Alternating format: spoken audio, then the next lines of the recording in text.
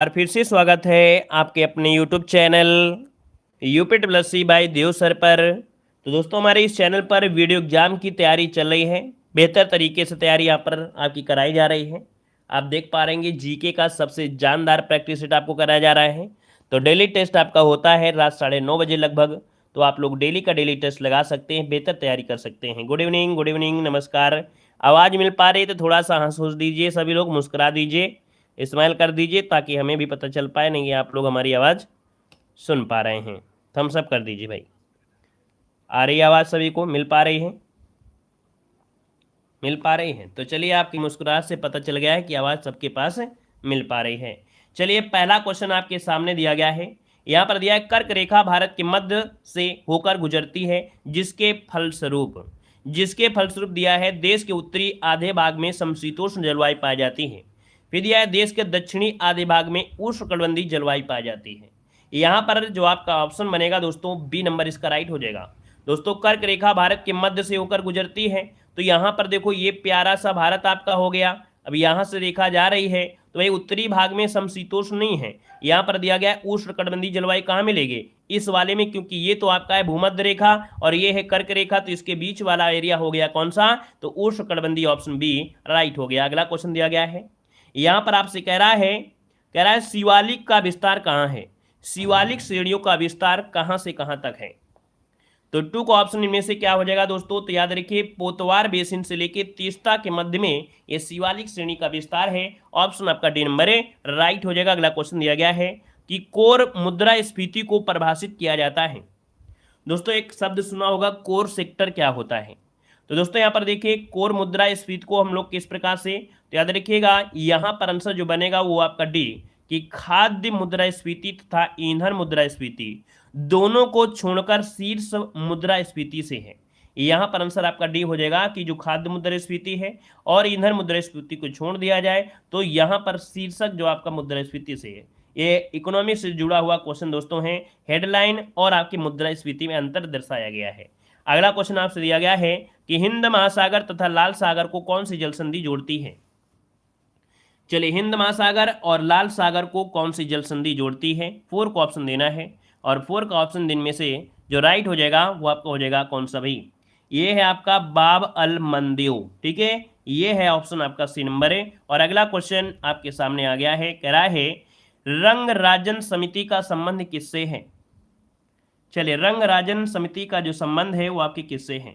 तो दोस्तों इसका संबंध भुगतान संतुलन से है। किससे है? भुगतान संतुलन से है। यहाँ पर आंसर जो आपका है वो सी नंबर है राइट हो जाएगा। अगला क्वेश्चन है कि किसी व्यक्ति के वास्तविक जीवन स्तर का आंकलन किसके द्वारा किया जाता है? चलिए, किसी व्यक्ति के वास्तविक जीवन स्तर का आंकलन किसके द्वारा किया जाता है? यहाँ पर जो आपका आंसर है दोस्तों वो आपका प्रति व्यक्ति आय से किया जाता है। ऑप्शन आपका सी नंबर इसका राइट हो जाएगा। और अगला क्वेश्चन यहाँ पर दिया गया है, कह रहा है किसी भी अर्थव्यवस्था में पूंजी निर्माण किस पर निर्भर करता है? किसी भी अर्थव्यवस्था में जो पूंजी निर्माण है वो किस पर निर्भर करता है?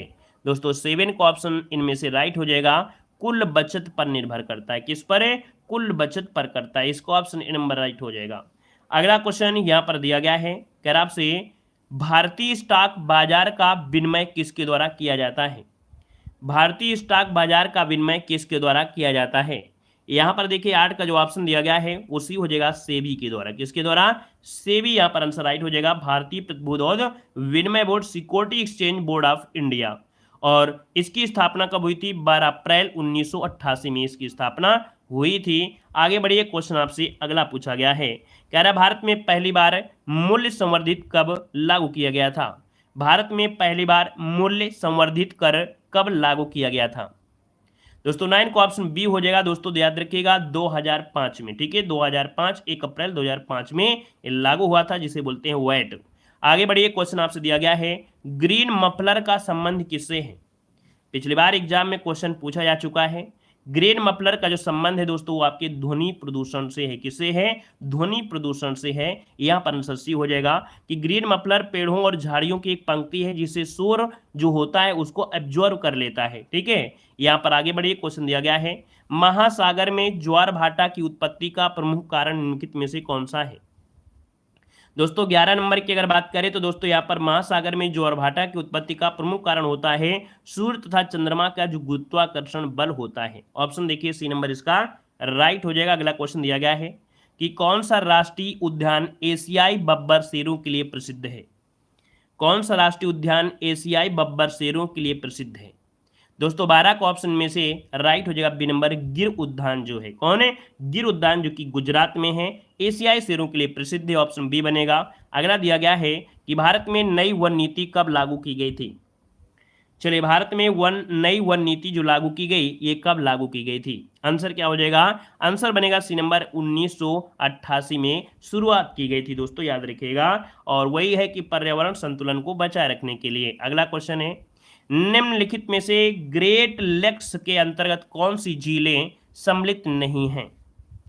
ग्रेट झीलों में कौन सी आपकी शामिल नहीं है। तो ग्रेट लेक में मतलब बड़ी जो झीलें हैं उसमें से सुपीरियर है, मिशिगन है, इरी है, ग्रेट बैरियर दोस्तों आपका जो है ये इसमें से आपके शामिल नहीं है दोस्तों, याद रखिएगा।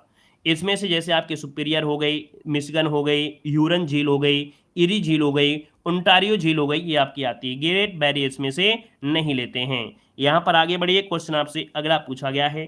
कह रहा आपसे यहाँ पर अगला क्वेश्चन कह रहा है किसी राज्य में राष्ट्रपति शासन की घोषणा को मंजूरी देने वाला प्रस्ताव संसद के दोनों सदनों द्वारा निम्नलिखित में से किस बहुमत द्वारा पारित किया जाता है। दोस्तों यहाँ पर जो आपका बहुमत है आपका 15 नंबर में, वो ऑप्शन है आपका साधारण बहुमत। क्या होता है? साधारण बहुमत होता है, याद रखिए। ऑप्शन बनेगा यहाँ पर आपका ये नंबर है राइट हो जाएगा। यहाँ पर आगे बढ़िए, क्वेश्चन दिया गया है कि सर्वोच्च न्यायालय की स्थापना के संबंध में निम्नलिखित में से कौन सा कथन सही दिया गया है। चलिए यहाँ पर जो आपका आंसर है दोस्तों, यहाँ पर आंसर है राइट इनमें से क्या हो जाएगा। तो चलिए फिर यहाँ पर देखिए क्या क्या पॉइंट आपकी बन रहे हैं 16 नंबर में। पहला पॉइंट दिया गया है कलकत्ता में सर्वोच्च न्यायालय की स्थापना 1793 के रेगुलेटिंग एक्ट के द्वारा की गई थी। लेमेस्ट्रिस न्यायालय के प्रमुख न्यायाधीश है, तो ऐसा आपका गलत है। पहला ऑप्शन दोस्तों यहाँ पर आंसर है राइट हो जाएगा। कौन सा? पहला ऑप्शन जो आपका है दोस्तों यहाँ पर राइट हो जाएगा। आगे बढ़िए, क्वेश्चन दिया गया है सॉरी देखो दिया गया है कि किस संविधान संशोधन द्वारा राज्य लोक सेवा आयोग के सदस्यों की आयु सीमा 60 वर्ष से घटाकर 62 वर्ष कर दी गई। दोस्तों यहाँ पर आंसर जो आपका बनेगा राइट इनमें से क्या हो जाएगा। चलिए यहाँ पर जो आंसर आपका दिया गया है यहाँ पर राइट आंसर में से क्या हो जाएगा। तो चलिए यहाँ पर 17 का ऑप्शन बनेगा, नोट करिएगा। ए नंबर है 41वें नंबर का जो संविधान संशोधन हुआ था, यहाँ पर आंसर आपका ये नंबर है राइट हो जाएगा। आगे बढ़िए, क्वेश्चन दिया गया है कि संसदीय प्रक्रिया में शून्य काल के संदर्भ में कौन सा कथन सत्य दिया गया है। शून्य काल जो आपका है दोस्तों 18 नंबर में, ये आपका है क्या? तो भारत की देन है, सही बात है। 1962 से जारी किया गया था। यह अनौपचारिक साधन है जिसे संसद द्वारा बिना पूर्व सूचना के मामले उठा सकते हैं। इनमें से सभी मतलब ऑप्शन डी राइट हो जाएगा। अगला क्वेश्चन दिया गया है, कह रहा है प्रोटेम स्पीकर को कौन नियुक्त करता है। चलिए बताइएगा।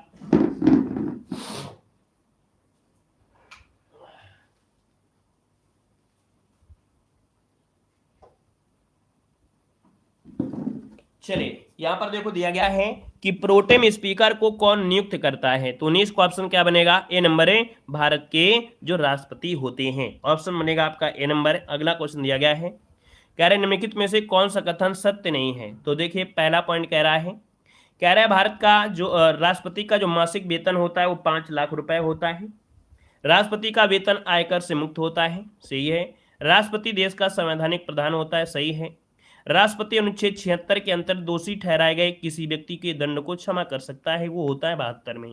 तो ऑप्शन गड़बड़ी है, ऑप्शन डी नंबर है। और अगला क्वेश्चन दिया गया है, कह रहा आपसे भारत के संविधान में केंद्र तथा राज्यों की भी शक्तियों का विभाजन जो है वो कौन से अधिनियम में है।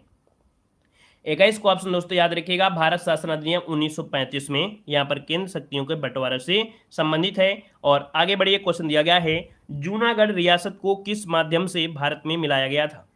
तो दोस्तों जूनागढ़ ऐसे तो भारत में शामिल नहीं हुआ था, ये आपका क्या हुआ था, जनमत संग्रह हुआ था, या यहाँ पर आपका पुलिस कार्यवाही की गई थी। चलिए बताइए यहाँ पर आंसर क्या लगा दें, ए नंबर या बी नंबर। जूनागढ़ रियासत को किस माध्यम से भारत में मिलाया गया था। चलिए यहाँ पर याद रखिए जनमत, मतलब भारतीय संघ में जनमत द्वारा शामिल कर लिया गया था। यहाँ पर आंसर ए नंबर इसका राइट हो जाएगा दोस्तों। ये 1948 तक एक रियासत में था और जिस पर बाबी राजवंश का शासन था। यहाँ पर आगे बढ़िए, क्वेश्चन दिया गया है कि भारत की 22 भाषाओं का उल्लेख किस अनुसूची में किया गया है। यहाँ पर देखिए 23 का ऑप्शन क्या बनेगा, बी नंबर 8वीं अनुसूची, इसका आंसर राइट हो जाएगा। अगला है वैदिक काल में अपराधियों को पकड़ने का कार्य करता था। याद रखिएगा उग्र किया करता था, उग्र। यहाँ पर आंसर जो आपका है ए नंबर इसका राइट हो जाएगा, ठीक है ना। और याद रखिए ये जो दिया है वाजपति, ये गोचर भूमि का अधिकारी होता था, ठीक है। और उग्र जो होता था अधिकारियों को पकड़ने का कार्य करता था। अगला दिया गया है द्वितीय क्रम के प्रमुख जैन तीर्थकर इनमें से कौन थे। यहाँ पर आंसर क्या बनेगा, डी नंबर, ये आपके अजितनाथ थे। कौन, अजितनाथ थे, जो कि द्वितीय नंबर के आपके हैं। और इनकी माता का नाम विजया था और पिता का नाम था जितशत्रु था। आगे बढ़िए, क्वेश्चन आपसे दिया गया है, यहाँ पर कह रहा है वैष्णव धर्म के विषय में प्रारंभिक जानकारी मिलती है। तो दोस्तों याद रखिएगा वैष्णव धर्म के विषय में जो प्रारंभिक जानकारी मिलती है वो आपके उपनिषदों से मिलती है, उपनिषद से मिलती है। अगला क्वेश्चन दिया गया है अशोक के किस शिलालेख में आत्मनियंत्रण की शिक्षा दी गई है। आत्मनियंत्रण की शिक्षा जो दी गई है किस में दी गई है। तो दोस्तों ये है इनका छठवां वाला जो आपका शिलालेख है, छठा लेख आपका है। यहाँ पर आंसर आपका बी नंबर है राइट हो जाएगा। अगला क्वेश्चन दिया गया है मानवीय जनसंख्या के श्रेष्ठतर जीवन यापन के लिए निम्नलिखित में से कौन सा कदम सर्वाधिक महत्वपूर्ण है। दोस्तों यहाँ पर देखिए मानवीय जनसंख्या के श्रेष्ठ जीवन यापन के लिए, तो जीवन यापन के लिए वन रोपण, दोस्तों वन रोपण। यहाँ पर आंसर आपका ये नंबर है राइट हो जाएगा। अगला क्वेश्चन दिया गया है कि विजयनगर आने वाला प्रमुख विदेशी यात्री अब्दुल रज्जाक किस देश का निवासी था। चलिए अब्दुल रज्जाक दोस्तों याद रखिएगा ये फारस का था, ठीक है, फारसी यात्री था, इस्लामिक विद्वान था और तैमूर वंश के शासनकाल में शाहरुख के राजदूत के रूप में आया था। अगला क्वेश्चन दिया गया है कि अकबर ने हरम दल से अपने को पूर्ण मुक्त कब कर लिया था। यहाँ पर 30 को ऑप्शन हो जाएगा बी नंबर है आपके 1562 में। कब, 1562 में हरमदल से अपने को मुक्त कर लिया था। अगला क्वेश्चन दिया गया है कि प्रथम कर्नाटक युद्ध किस संधि के द्वारा समाप्त हुआ था। यहाँ पर दोस्तों आपका हो जाएगा एला सापला की संधि, है ना, एला चौपाल इसे बोल देते हैं या एला चैपल की संधि बोलते हैं, जो कि 1748 में ये समाप्त हुआ था दोस्तों। और इसमें क्या हुआ था, ऑस्ट्रिया के उत्तराधिकार युद्ध को एक निष्कर्ष पर पहुंचाया गया था। अगला क्वेश्चन दिया गया है कि प्रथम आंग्ल वर्मा युद्ध निम्नलिखित में से किसके समय में लड़ा गया था। प्रथम आंग्ल वर्मा युद्ध किसके समय में लड़ा गया था। तो दोस्तों याद रखिए लॉर्ड एम हर्स्ट, क्या लिया है, लॉर्ड एम हर्स्ट के समय लड़ा गया था। ऑप्शन ए नंबर इसका राइट हो जाएगा। और यहाँ पर आगे बढ़िए, क्वेश्चन दिया गया है निम्नलिखित में से किस इतिहासकार ने 1857 के विद्रोह को बर्बरता और सभ्यता के बीच युद्ध कहा था।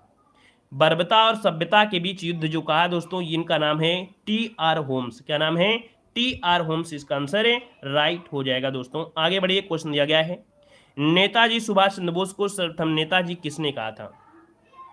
चलिए सर्वप्रथम जो नेता कहा वो किसने कहा था। यहाँ पर देखिए 34 नंबर में, तो दोस्तों आपका 34 को ऑप्शन बी हो जाएगा एडोल्फ हिटलर ने। किसने कहा था, एडोल्फ हिटलर, इसका आंसर बी नंबर हो जाएगा।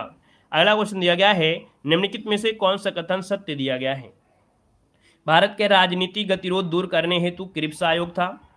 यहाँ पर दिया गया है आपसे अगला पॉइंट, कह रहा है भारतीयों को सत्ता हस्तांतरित करने पर विचार हेतु कैबिनेट आयोग लाया था। ये भी आपका पॉइंट सही दिया गया है।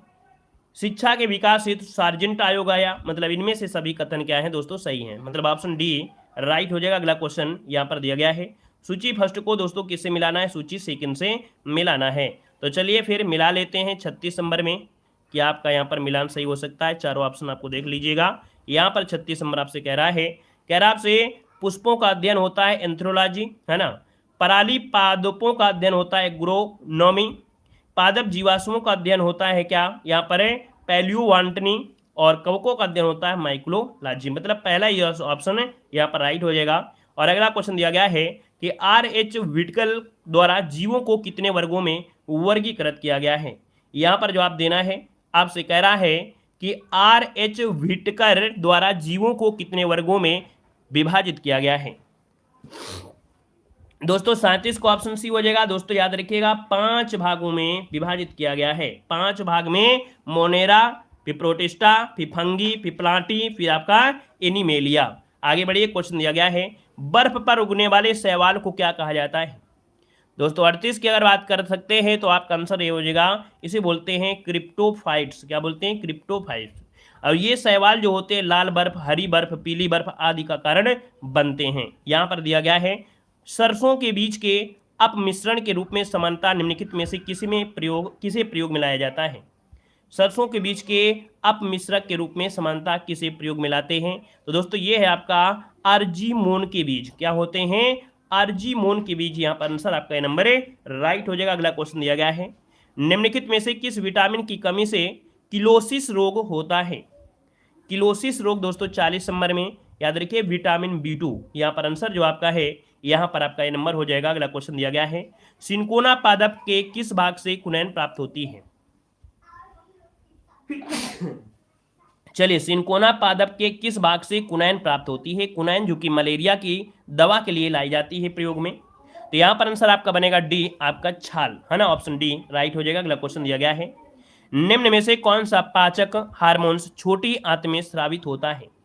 तो दोस्तों एक पाचक हार्मोन्स होता है जो कि छोटी आंत से निकलता है।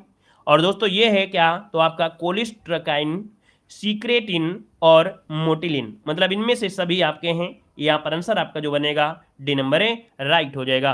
यहाँ पर आगे बढ़िए, क्वेश्चन आपसे अगला पूछा गया है कांच का लाल रंग निम्नलिखित में से किसके कारण होता है। चलिए बताइएगा, कह रहा आपसे कि कांच का जो लाल रंग होता है वो किसके कारण होता है।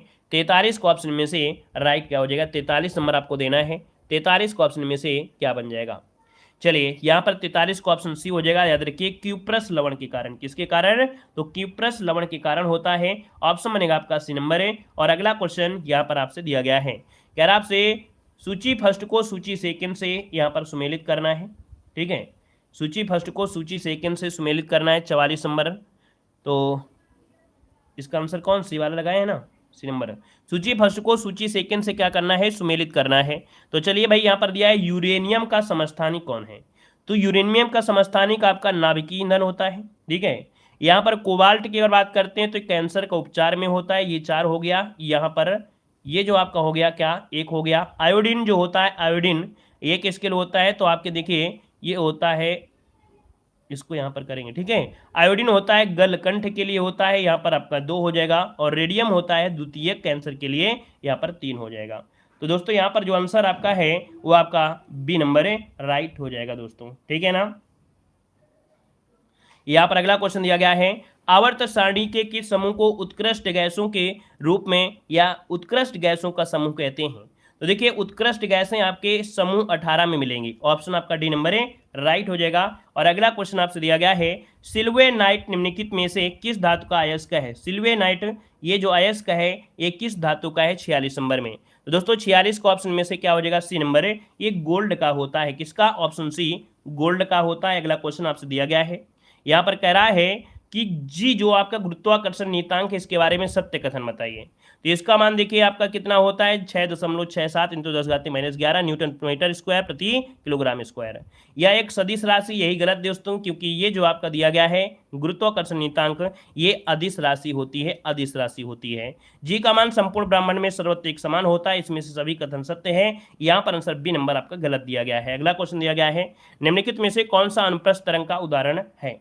अनुप्रस्थ तरंगे दोस्तों आपकी जो होती हैं वो आपकी होती हैं कौन, यहाँ पर जो भूकंपीय तरंगे होती हैं वो भी एस प्रकार की तरंगे। कौन है? एस प्रकार की तरंगे। अगला क्वेश्चन दिया गया है, कह रहा आपसे निम्नलिखित में से किस चुंबकीय तरंग का उपयोग नाभिकीय अभिक्रिया तथा कृत्रिम रेडियो सक्रियता में किया जाता है। तो दोस्तों यहाँ पर देखिए जो आंसर आपका है गामा किरणें। गामा किरणें होती हैं चुंबकीय तरंग और नाभिकीय अभिक्रिया में कृत्रिम रेडियोक्तिकता में किया जाता है। अगला क्वेश्चन यहाँ पर दिया गया है, कह रहा आपसे कि प्रकाश की किरण को प्रिज्म से गुजारने पर किस रंग का विचलन सर्वाधिक होता है। तो दोस्तों यहाँ पर देख सकते हैं क्वेश्चन आपने बहुत बार पहले भी पढ़ चुके होंगे। यहाँ पर आंसर सी हो जाएगा, बैंगनी हो जाएगा। तो इस प्रकार से क्लास कंप्लीट होती है और आज के लिए इतना ही रखते हैं। लाइक शेयर भी करें, डेली क्लास लें। धन्यवाद, जय हिंद, वंदे मातरम।